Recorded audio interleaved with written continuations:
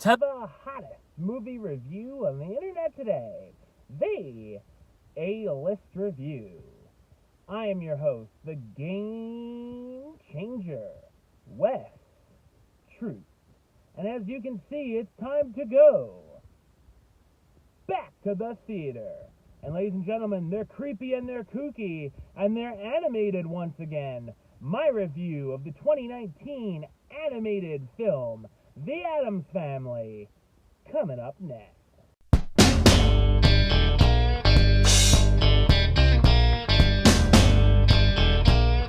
After spending 13 years living in their asylum turned home and staying away from the public in their beloved gloomy isolation, Wednesday Addams wants to experience life outside of the macabre mansion and see what's out past the gates. When a reality TV show host who's building a perfectly planned town sees the creepy mansion up on the hill, she tries to get the family to change things up. Will the Addams family be able to keep living in their somber paradise? So what did I think of The Addams Family? I thought it's an average animated film. It's based on the Charles Addams cartoon, and we've had a number of incarnations of the series over many decades, from the television show from the 60s to the films from the 90s, starring Raul Julia and Angelica Houston, even to Broadway musical. Here we get a new animated reimagining, and the animation and designs themselves look more like the original material, but compared to other recent movies, looks kind of dull up on the big screen.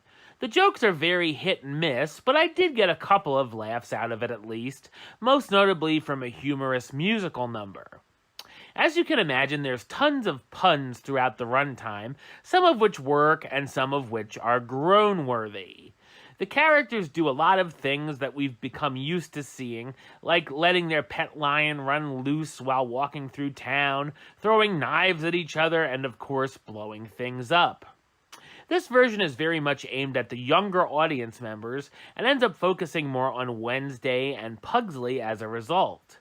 The film has a nice setup, but then loses focus and throws in a number of generic family problem subplots between Wednesday going to a public school and trying to make friends, which is actually a wasted idea, and Pugsley preparing for a family tradition, which can get actually rather boring, and most of the problems that arrive are easily resolved. Surprisingly, though, through all of this, Gomez and Morticia actually get put on the back burner and don't really have much to do here. Of course, the film carries on the message of not judging anyone and being yourself.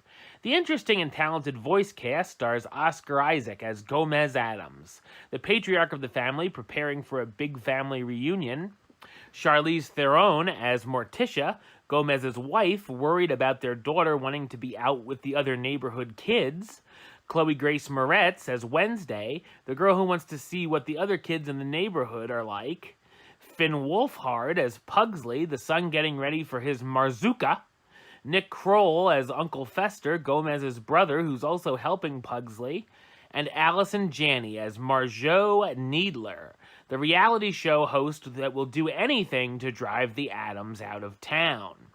The Addams Family has its moments, but felt like a missed opportunity and more like a Nickelodeon Halloween special than an actual theatrical release. I'm gonna give it the rating of meh. It's okay. Alright, well that's the show. I'll be back with another review very soon. But until then, don't forget to subscribe right here on YouTube. YouTube.com/Westside515. Like the show on Facebook, Facebook.com/WestTruePaylist. And of course, you can follow me on the Twitter and the Instagram @WestAlist. Until next time, truth out.